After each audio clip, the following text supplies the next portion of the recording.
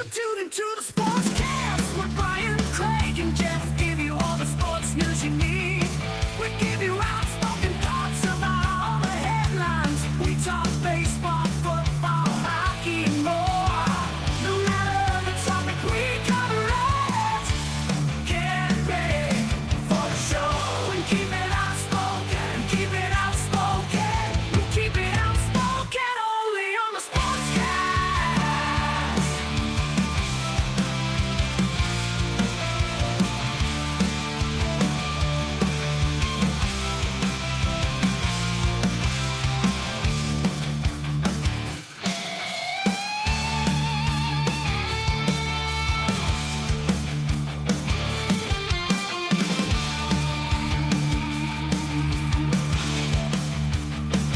Tune into the Sportscast with Brian, Craig, and Jeff. Give you all the sports news you need.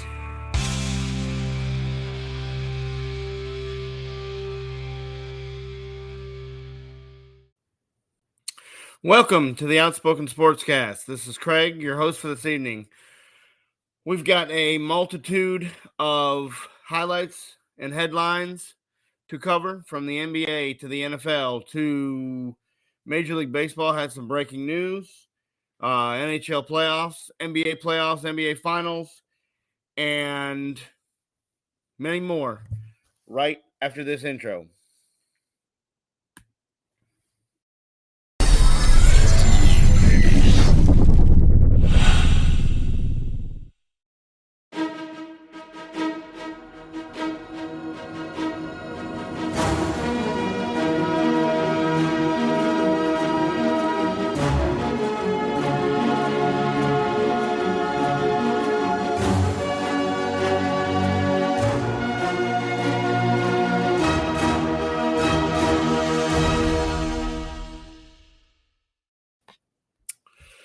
Welcome to episode 124, Friday Headlines on the Outspoken Sportscast. My name is Craig, and we're going to cover basically every major sport in around all of it tonight. We're going to start with the NFL. There was a couple of retirements, and one of them was probably a little more of a shock than the other. We knew Frank Gore his time was coming to an end. He'd been in the league forever. But Ryan Fitzpatrick, after 17 seasons, announced his retirement. He was drafted in 2005, plus with the Rams, played with the Bengals, Bills, Titans, Texans, Jets, Tampa, Dolphins, and the Commanders. Overall, had a pretty good career. In his career, if you just look at numbers, not wins, not Super Bowls, not anything like that, he had more passing yards than Troy Aikman. But I guess when you play 17 years in the NFL, that happens. I don't think that he's a Hall of Famer. I don't think he gets a lot of recognition, but he was here for 17 seasons. He did what he needed to do, and he played with a lot of teams and played a lot of good football. And the Miami Dolphins really thought that he was going to be what pushed him over the edge and got him some wins. And he kind of bounced back and forth with Tua, and he played some good seasons in Tampa, played okay with the Titans. Of course, that didn't work out. Just a solid NFL quarterback for 17 seasons. The other retirement was Frank Gore. Frank Gore retires as the number 3 leading rusher in NFL history, only behind Emmitt Smith and Walter Payton. This is a little bit tougher. Gore signs a 1-day contract with the Niners to retire as a Niner. And I believe this is debated all over. If Frank Gore is a first ballot Hall of Famer. I believe when you're the number 3 leading rusher in all of the NFL, And it doesn't matter that he played, 100 seasons and longevity and never had this or that or MVPs or Super Bowls. I think when you're the number 3 leading rusher, the 2 guys that are ahead of you were first ballot Hall of Famers, Barry Sanders, Emmitt Smith. I believe Frank Gore gets the call the first day he's available to be a Hall of Famer. That's not a popular opinion. That's not one that will be written about or headlined about, and it'll be argued all over on whether or not Frank Gore is really a Hall of Famer. He is a Hall of Famer. Whether or not he's a first ballot Hall of Famer, that changes things dramatically. And does he deserve that recognition for what he did? I believe he does. I believe that he will get the call, and I believe that he deserves that when the time comes.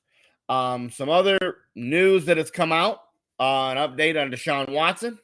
Of course, we spoke the other day and said that there was 23 active civil suits that are pending for Deshaun Watson. Read a little while ago that there's a 24th in the pipeline, paperwork being filed. It should be filed probably early next week in the courts. There will be a 24th. I think they're just going to keep coming out of the woodworks.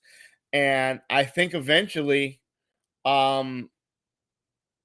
somebody is going to not be scared of the fallout, and they are going to tell all. They're going to write the book. They're going to tell the story. They're going to not worry about money. They're not going to worry about the NFL. They're not going to worry about Deshaun, and they're going to the truth's going to come out.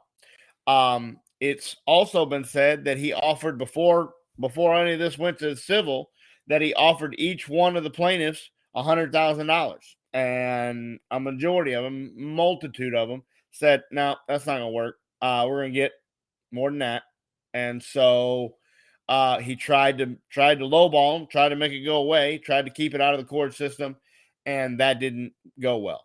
I believe when he went and told the NFL that he had intercourse with 3 of these, that the NFL went, well, wait a minute. I understand you say it's consensual, but that really makes us look over here that this is a possibility that this is true. Because if you did this with 3 of them, whether it was consensual or not, I'm a whole lot closer to pinning it over here on this side. As that you went into these massage parlors and you were expecting something other than the massage. So when you have multiple women that tell the same story, the same type of story, almost in identical detail, of that he went in, he moved the towel to the side, he made suggestions. All this is steady in every story that's coming out. And how this did not go criminally, I'll never know. I don't know who prosecuted this. I don't have any idea who followed that up, how they didn't have enough evidence, how they didn't have enough things to make this stick criminally. But they didn't. And so now it's all civil. But the NFL there's rumors out that Deshaun Watson is going to miss the entire 22 season. And now that is not NFL. Goodell did not come out and say that yet, but it's on a couple different deals, and it's gaining some traction. And that would make perfect sense on why Cleveland has held on to Baker Mayfield and not listened to any trade opportunities. Everybody has bashed them for ruining Baker and holding on to Baker and not giving Baker his fair shot. Well, guess what? If it comes out that Deshaun Watson misses the entire 22 season because he's suspended, you look like a genius for holding on to Baker Mayfield. And if I'm Baker Mayfield, you can handle it one of 2 ways. You can pout and say, you got another guy to replace me. I'm not playing. I'm not going to give it my best. I'm not going to do this. Or you can use it as the encore season, go out there and tear it up and set yourself up for a huge payday. And if I'm Baker Mayfield, that's exactly what I do. I go and set it up and tell him exactly what to do and go for broke and have a huge season just like Jimmy Garoppolo did when he thought he was done with the 49ers. He thought for sure he was done, that he was over with the 49ers, and put a playoff run together and was prepared to go play somewhere else and get a big payday and everything like that. And now the Niners are going to hold on to him. But it is very, very possible that Baker Mayfield is on a revenge tour here. And I guarantee, I'm almost positive that the chances of 0 games is gone. And so he's going to get some games to make this up and give it a whirl and try to set himself up for a payday for next season. Baker has done everything he needed to do. This guy, here's a guy who played with a torn labrum last year. Wasn't his throwing shoulder, but that hurts.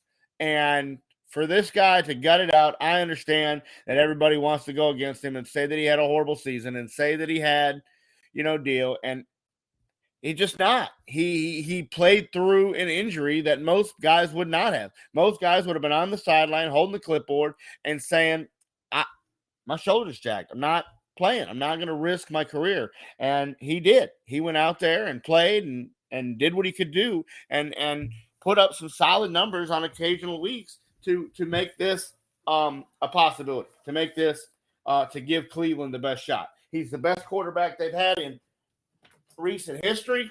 He is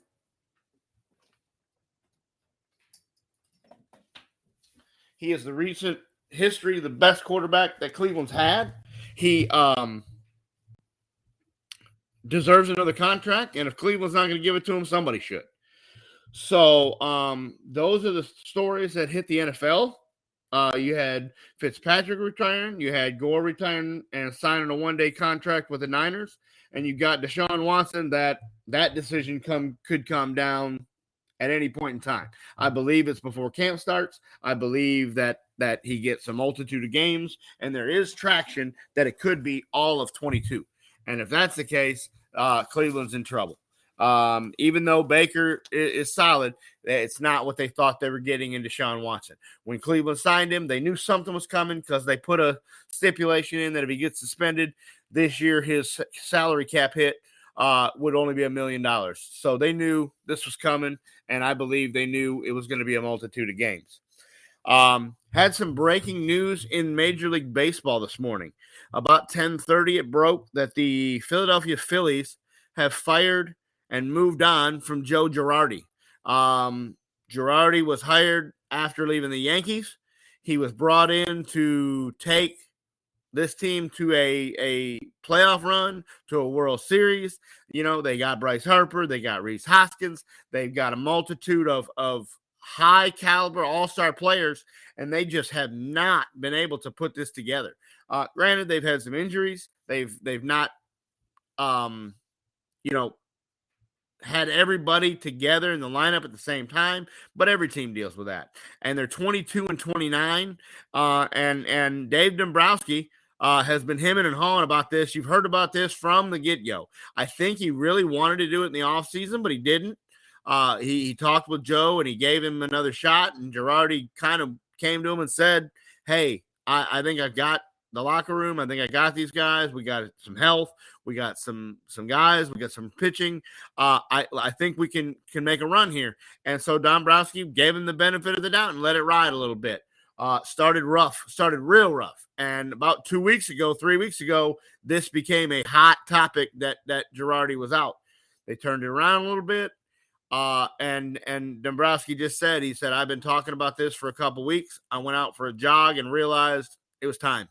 And so he called Joe and said, hey, I need you to come to the stadium. And we need to have a talk, and told him this morning, hey, we're going a different direction. Rob Thompson, Girardi's longtime bench coach with the Yankees and the Phillies, he came over with Girardi, is going to take over, and he's going to be the interim manager. They say they need a new voice in the locker room. I mean, this will do it, but here's a guy who has worked under Joe Girardi for most of his career. So you're going to get a lot of Joe in what he does and how he does things and how he thinks, and he might be a little more analytical than Girardi, but I just don't think the turnaround that they are looking for is going to be Rob Thompson this year. Patrick says that he hopes the best for Baker, that he likes him. Yeah, I hope so too. I hope he does what he needs to do, and I hope he catches on somewhere, and I hope he sticks it to Cleveland. I hope he catches on in that division and sticks it to him a couple times a year, because he deserves to. But back to the MLB, Rob Thompson is a solid manager. He'll do okay, but I just don't think that he's going to turn Philadelphia around and put them in the playoffs and win them a World Series. And I think Philadelphia is going to be in the hunt for a long-term manager in the offseason. A couple shocking designate of assignments came down this week. Robinson Cano, who was on course to be a Hall of Famer until he has the PED suspension. He comes back from that. He finishes where he's at. He bounces around. He just has not been the same ever since coming back from PED. He just hasn't had the numbers, hasn't had the deal. Well, San Diego signs him and says, hey, we want you. Gives you a contract, brings him up. He plays 11 games, can't hit his way out of a paper sack. And they're like, nope, we're out. And he can't get out of his own way. This guy can't get out of his own way. Patrick says, what's PEDs? It's the performance-enhancing drugs. He was suspended for basically steroids or performance boosters that were found in his drug test. He failed a drug test. So when he fails it, he gets suspended for 60 games and couldn't play in the playoffs that year. And so then when he comes back from it, obviously he's not on him anymore, and we're not hitting home runs. We're not hitting 300. We're not the all-star that we were in New York. We're not the Hall of Famer we were in New York. So that makes you believe that he may have been taking him a long time before he ever got caught. So he plays 11 games with San Diego. They're like, nope, I'm out. And DFA him and bring up Nomar Mazara. That name may sound familiar if you're a Ranger fan. Nomar, they brought him up as a Ranger. They wanted so badly for this guy to be their next big star. He went up, went down, went up, went down. Basically, they ran him out of options, and they had to part ways with him. And he's, I guess, in San Diego in their minor league system. Well, now he's up with the big club, and he's going to try to start over his major league career. So you hope that the best for Nomar Mazara.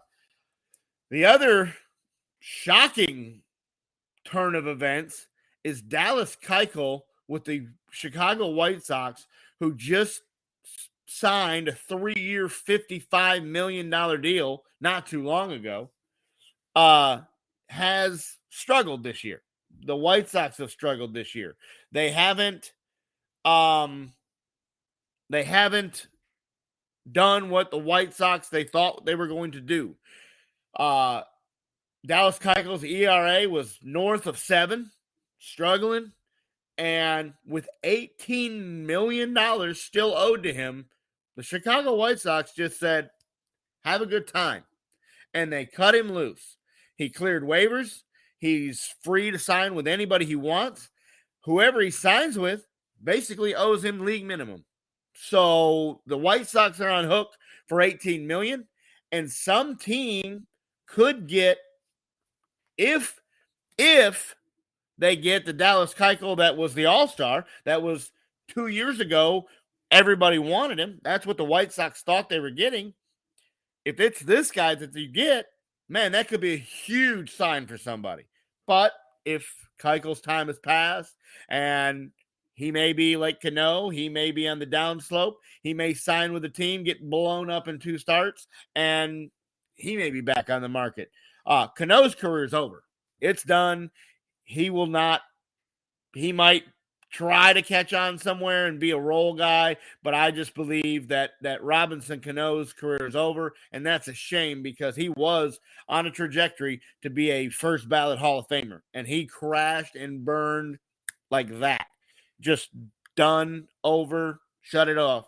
And I believe Robinson Cano's career is over. You will not see him. You will not hear from him. He will just ride off into the sunset. Keuchel, he's going to get one more shot for sure. They've talked about the Yankees. They've talked about, the Giants could use a starter. Scalafani has on the shelf with shoulder. He's on the 60-day DL. So if you could look for the Giants, you could look for the Yankees, you could look for maybe a team in the White Sox division. Detroit is struggled right now with their pitching, has got some serious injuries. For league minimum, there's going to be a lot of teams that are going to be in to be able to go after Dallas Keuchel. So I would think by midweek next week, you will hear the name Dallas Keuchel linked on with somebody and a team offering him a deal. It also came out today that Yordan Alvarez signs a 6-year, $115 million extension with the Houston Astros to keep him in Houston for the next 6 years. That's a huge sign for them. They've obviously tried to do this. They've lost a couple guys in Springer and the shortstop. So they've lost these guys. They're trying to keep this team afloat. They're trying to keep them together. Verlander's having another Cy Young year coming off of Tommy John. That's just unheard of. His ERA is barely over 1. He just doesn't seem to ever go away. I don't know what they're doing in Houston, that their pitching is just phenomenal all the time. The Yankees have traded for the Reds to get Jake Bauers. Cash considerations. Here's some money. We're going to take this guy. He's an infield, outfield utility guy.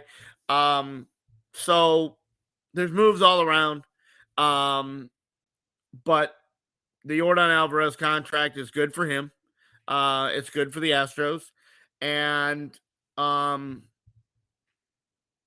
I just can't believe the Keuchel news. I was shocked that the White Sox are just going to eat $18 million and let this guy walk and go catch on somewhere.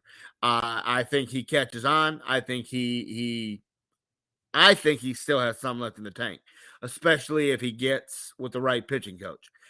There's probably some kind of small mechanical flaw that maybe the White Sox aren't seeing. And I think Keuchel still, as far as I know, the velocity's still there. He doesn't have any kind of shoulder discomfort or velocity down. He hasn't lost, 3 or 4 miles an hour in his fastball. He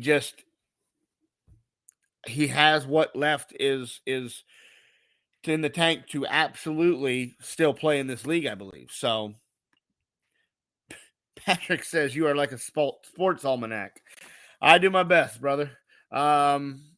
It's try to keep your ear to the ground and learn as much as you can. And especially with baseball, I eat, sleep, and breathe baseball, but I've really the last several years dove into all of it and tried to know the best I can about everything for a situation to arise just like this.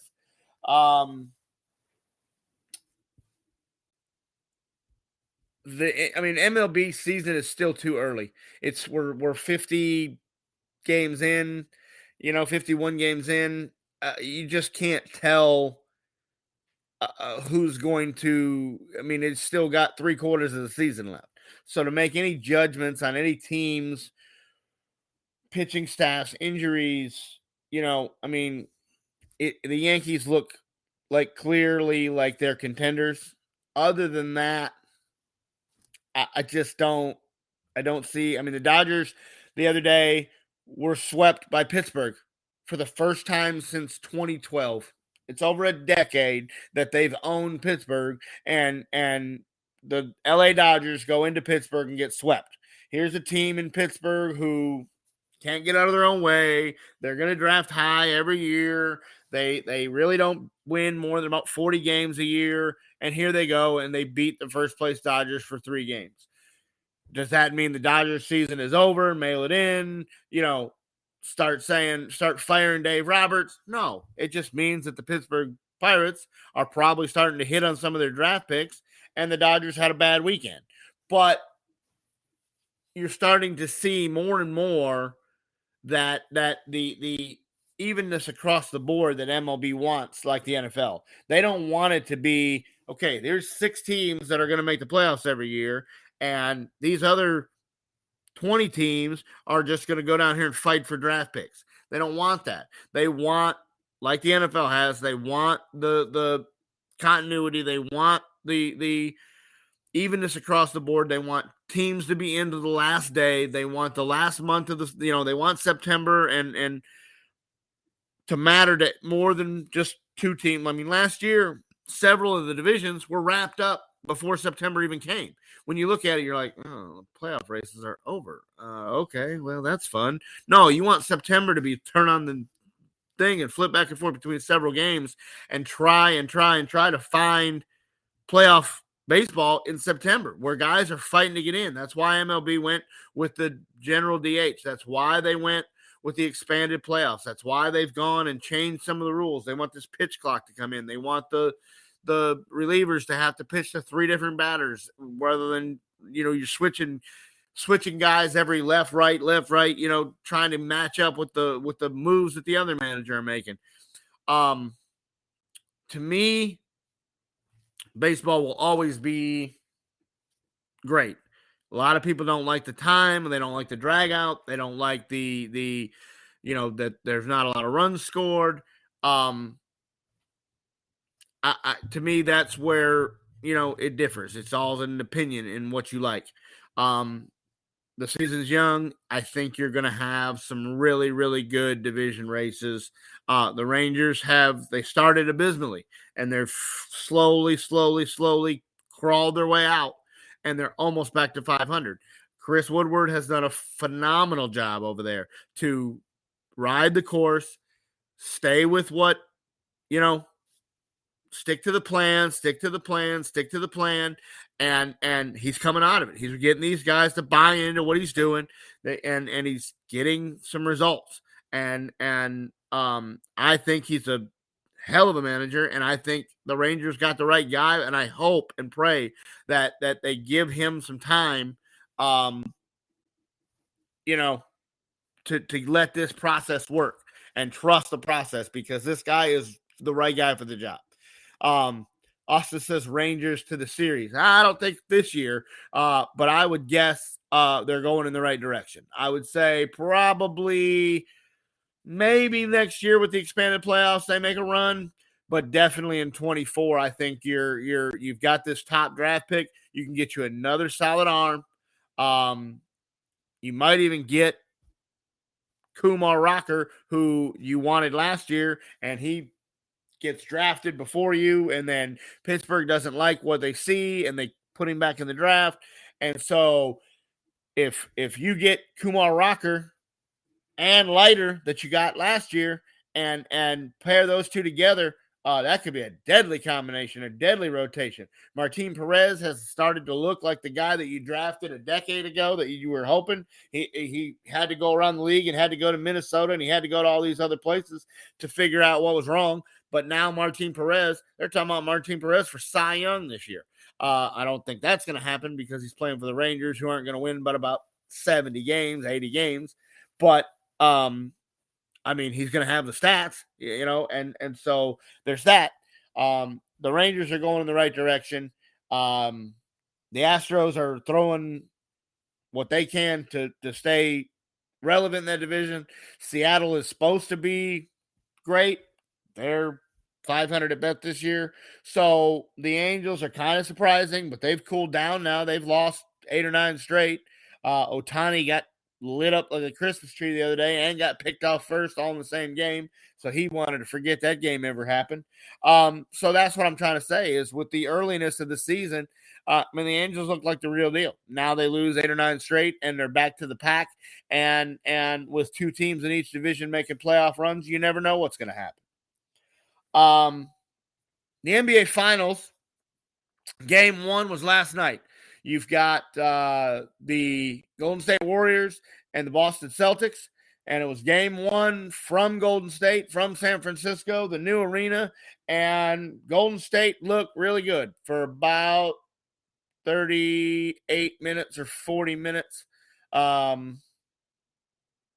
And then they forgot to show up the last 6 or 8 minutes. Boston went in and hit threes, and the role players on the road that we've been talking about for 3 weeks now, where role players normally wet the bed and don't show up to road games and you know, the home team, that's why they have the advantage. Well, Jason Tatum had a horrific game, and Boston still wins. So if you're Golden State, that's concerning. I mean, Kerr and Steph and Thompson, they all say it's not a 1-game series. It's a 7-game series. It's the first 1 to 4, not the first 1 to 1. That's right. But it's going to be 4 if you don't play better defense than you had the other day.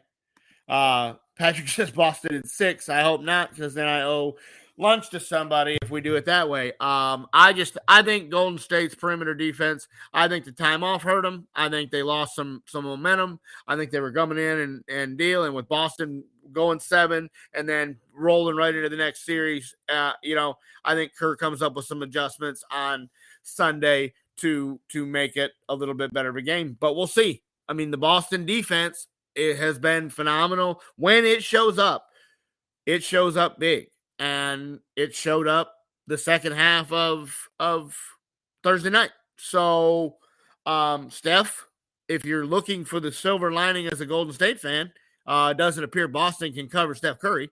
He was all over the place and was wide open, and he had, you know, his career night and still had his points. But Clay and Draymond combined for 15.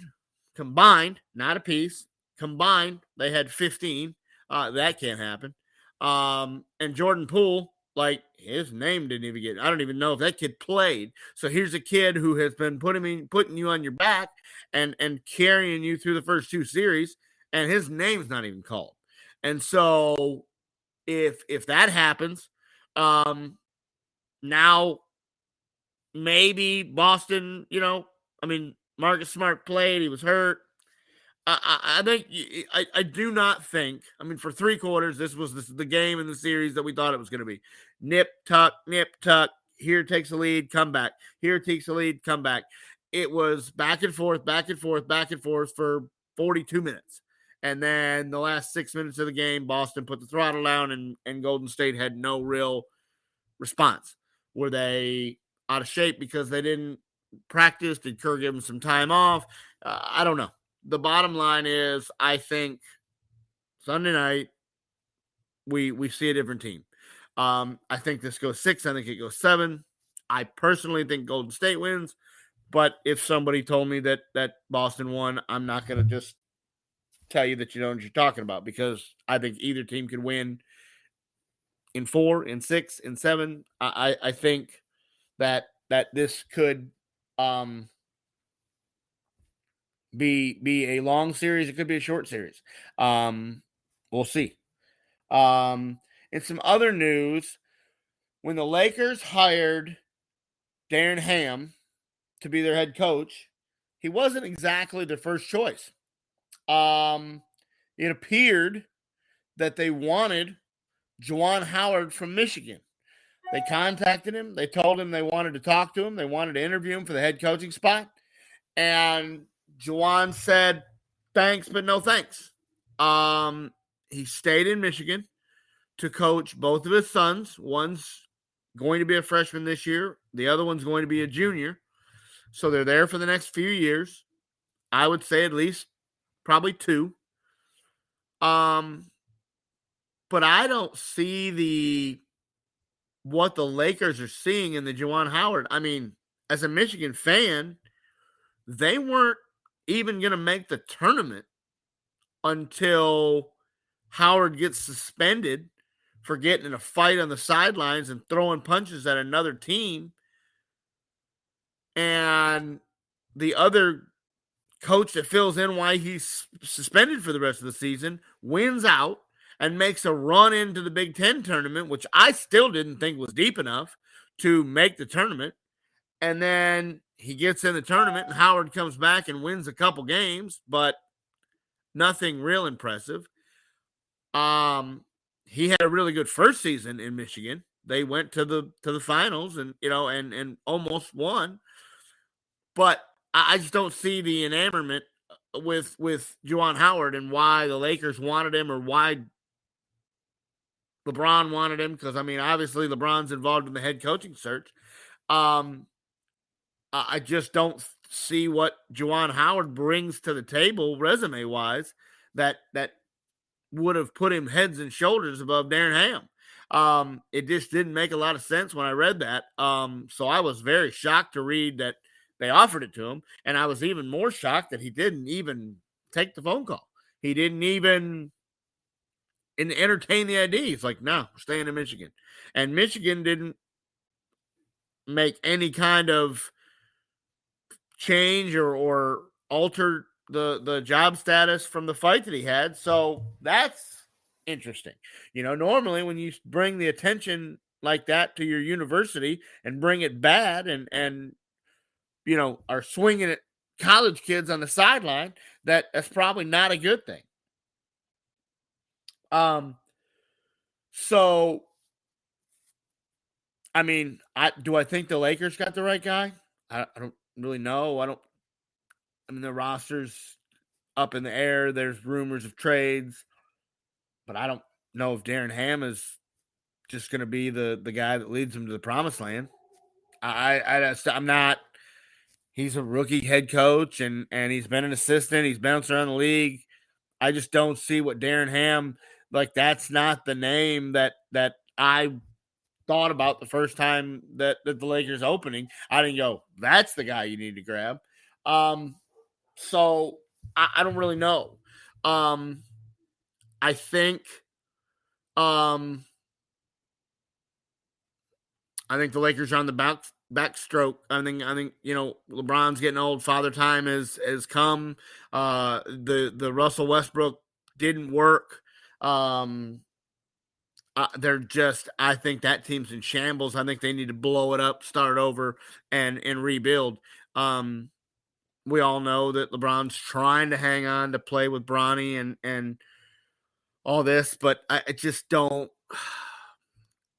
I don't see it happening, and I definitely don't see it happening in LA, because if you make the playoffs, which they're intended to do, well, you're not going to be in the lottery to go get Bronny. So I don't really know.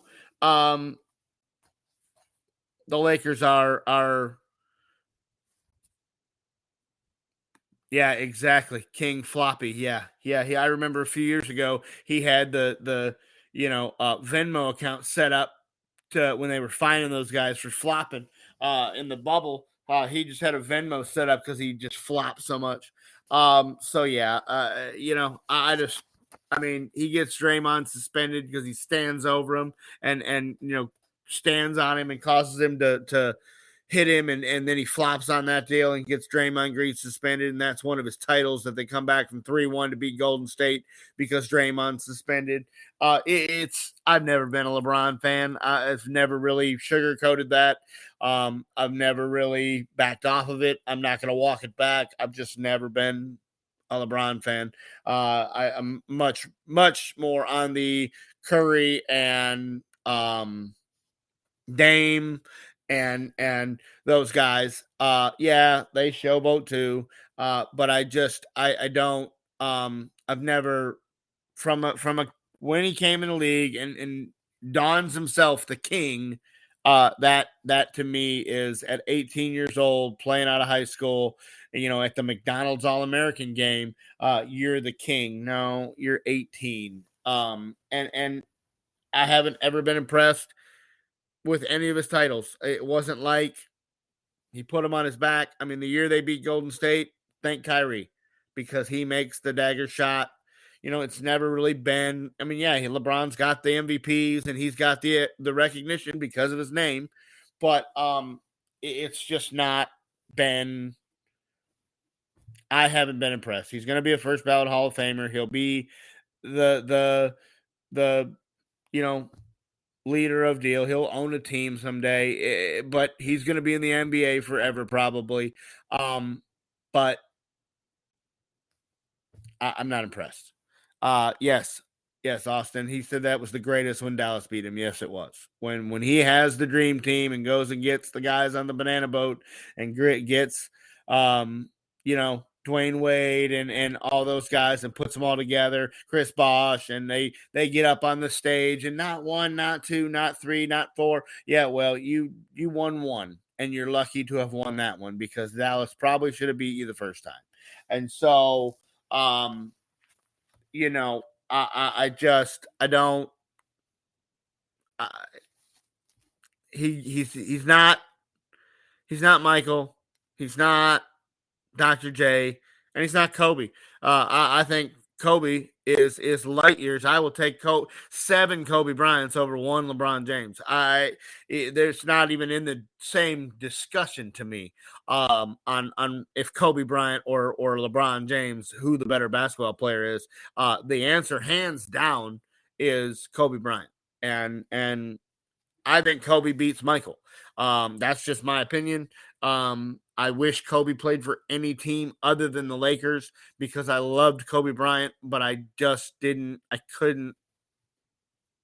hitch the wagon to him because he played for the Lakers, and it's just not Showtime and Pat Riley and that whole organization, Jeannie Buss.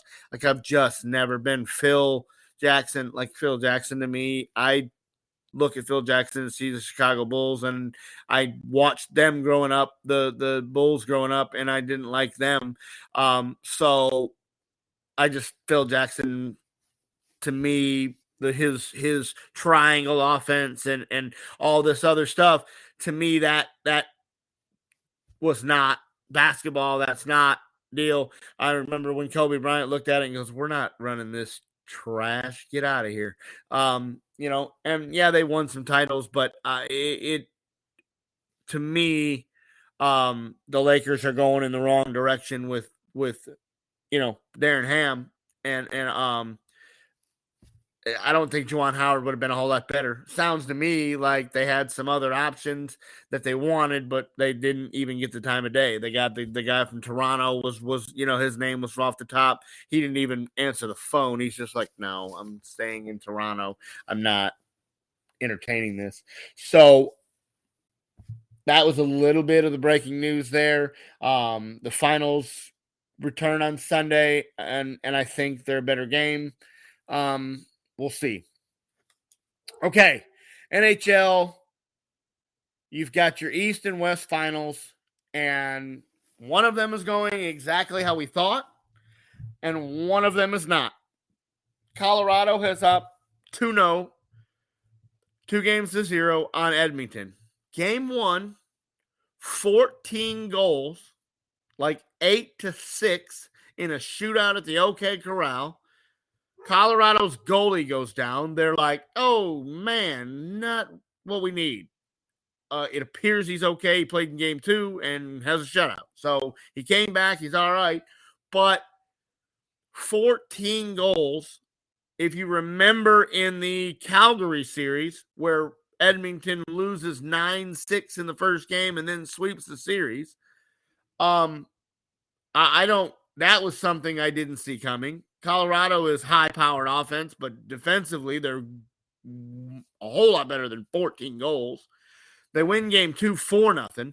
I think they're well on their way to go to the Stanley Cup. This is something that I thought I saw coming. Colorado has been good. They're young. They're going to be around for a long time.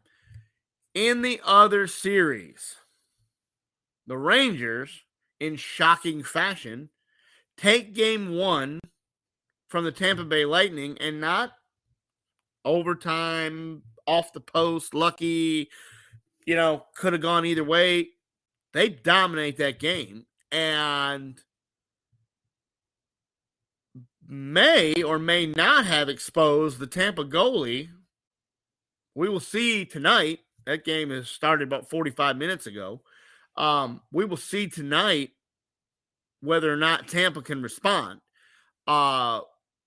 Read today before we started that Tampa you worked on breakaway drills, trying to combat the speed and the agility of the Rangers offense. These guys are young. They fly around the ice. They put the puck on the stick. They put it on each other's tape. They station to station. They're not over push it into the zone. They just take their time. They make passes and they put the puck in the net.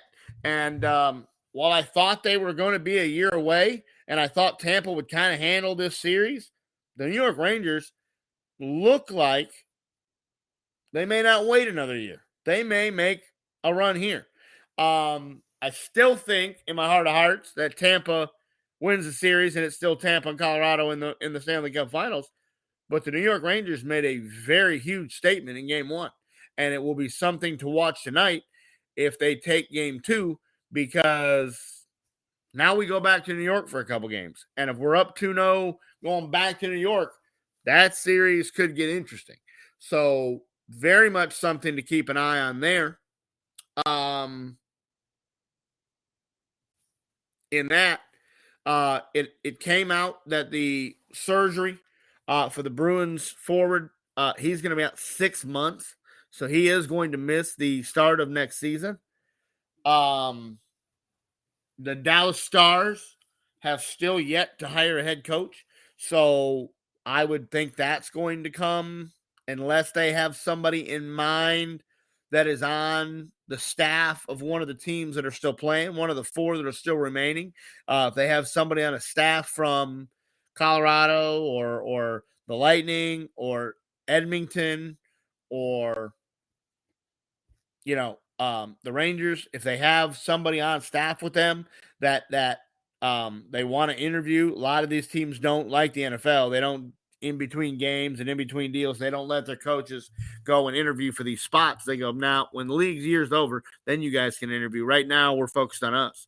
And so that'll be interesting to see the direction they go, because it affects your draft. It affects how you build your hockey team. You can't really sign free agents. You can't really sign draft picks. Can't really do any of that till you know your head coach and is he defensive minded? Is he offensive minded? Is he, what is his strength? What is his weakness? What guys do you need? The Stars did get some bad news the other day, and Dennis Gurianov retires and had a phenomenal career. Gurianov played years and 1,000 games and he had a very good career.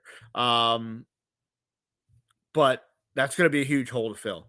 And Dallas has got some answers that need to be filled, and they cannot do that until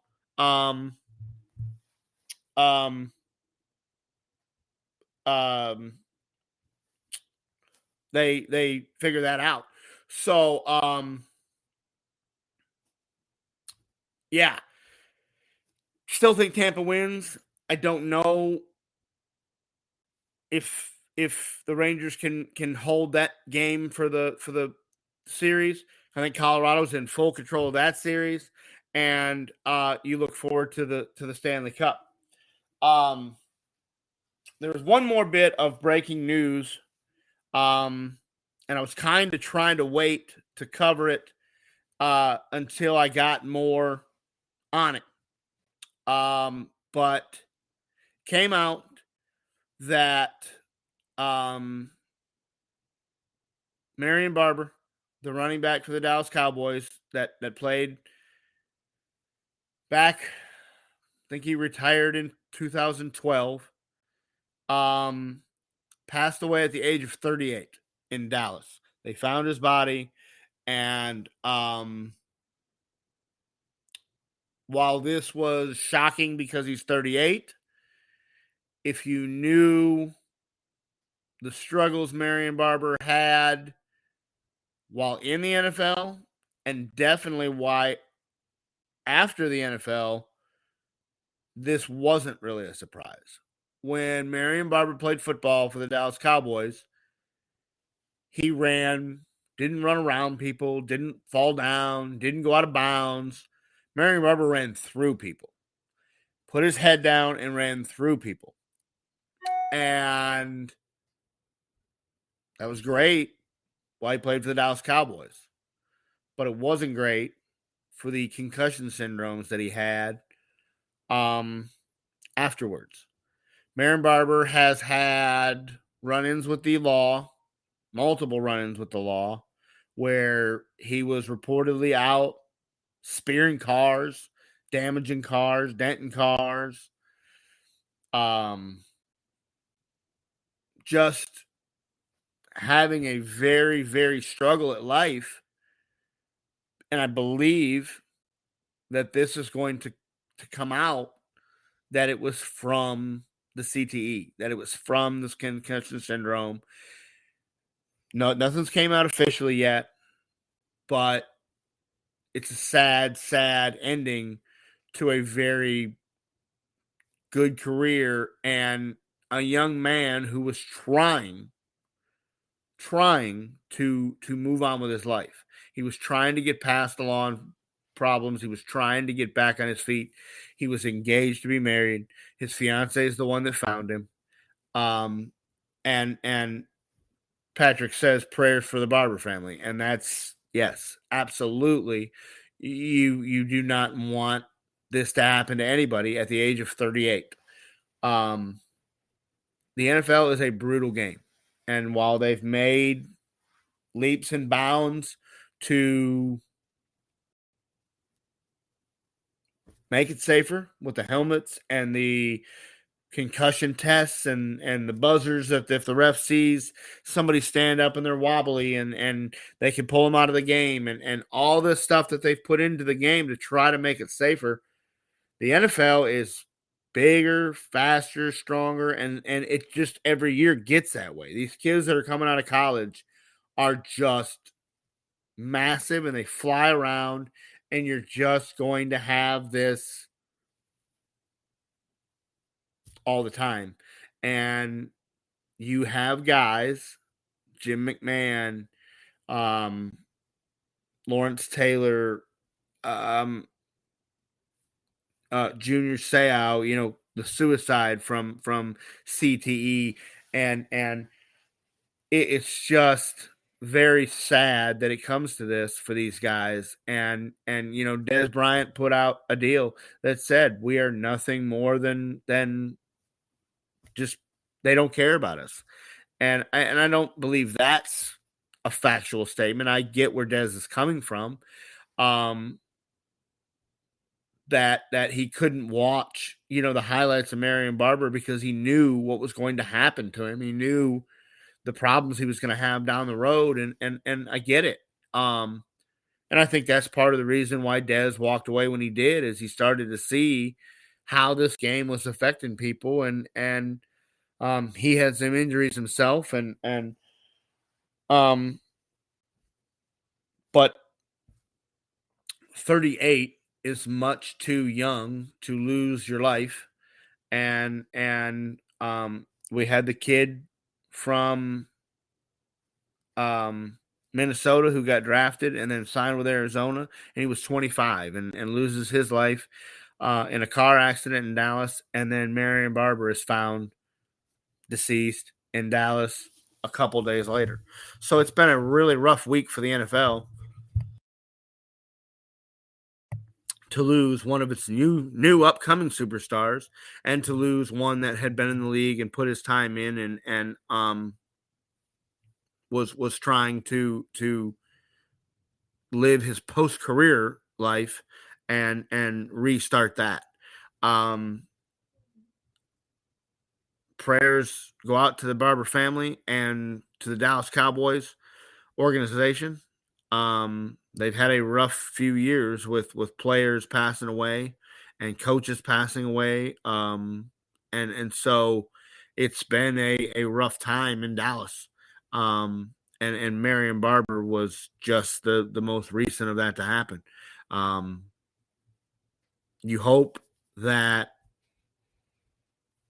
it comes out in the days coming that there's a cause of death and can figure it out and figure out if it was preventable or not preventable, or if he had his brain, if they're going to allow the CTE test to take place and see if that's what caused it. There's a lot of questions still to be answered, but Marion Barber passed away at 38, and that is difficult to understand. That's about it for the headlines, unless some other things have broke while we were here. But we are going to get to the part of the show that kind of outlays plans for the weekend or something to that. The what's in your locker segment.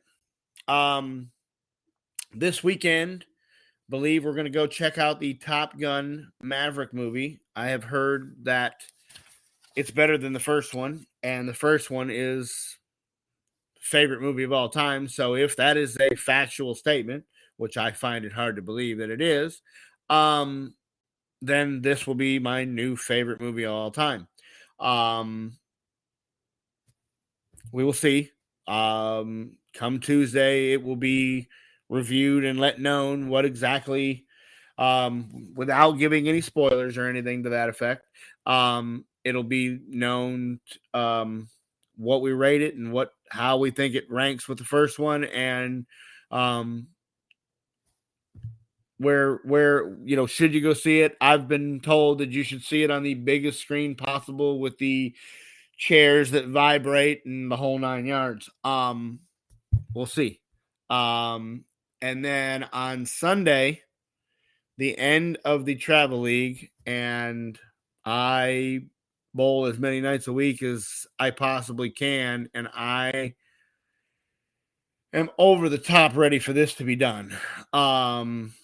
It's been a great experience to go into different houses in the Metroplex and work on my game and work on different things and play different lines and throw different equipment and learn how to adjust when you play because you bowl 6 games, and so the last 3 games of the day are on the same oil as you started with, so they burn up pretty quickly. And so to be able to adjust to that and fix that and get that, it's been interesting, but it has been a grind, and physically, mentally, emotionally, it's time to take a break from that for a while. It's undecided whether or not I will run down that same rabbit hole next year. I enjoy the people that I bowl with. I enjoy the team that I'm on, but it has been a 6-month grind of driving to Denton and Decatur and Plano and Watauga and Fort Worth and all these different places, and giving up your whole Sunday and being gone for 6 and 7 hours and bowling 6 games, and it has been a grind. I think it did what it needed to do. My average went up, 12 pins this year. It was the best statistical season I had all year, or in my career, but we'll see. It just it's going to be good to get it over with. I hope that the tournament goes well, and I hope we perform well. We've got 7 teams, and where we were 3 weeks ago, we were in the spot to get a bye in the first round. Now we're the 7th seed and got to fight our way back to the top. So had a really rough last month, Not that we bowled bad, just some other teams really bowled real well. And so you go in Sunday and you hope you climb the step ladder a little bit and at least make a valiant showing to end that season and walk away with your head high and say that you left it all out there. That is going to be it for tonight's episode. Join us on Tuesday. Me and Brian will cover our talks on Tuesday. Normally cover some headlines. This week we covered your power rankings for the NFL, 1 through 32. If you missed that show, you can go look it up where you get your on YouTube. Search the Outspoken Sportscast, or you can find it on any of your podcast platforms, and you can hear me and Brian's different rankings on how we thought 1 through 32 early preseason prior to OTA power rankings, and where we thought some of these teams were going to finish. We had a couple that we agreed on, but overall, from most part, we did not match up on a whole lot. So we look forward to having you guys back on Tuesday. Have a good weekend. Stay safe. And until Tuesday, keep it outspoken.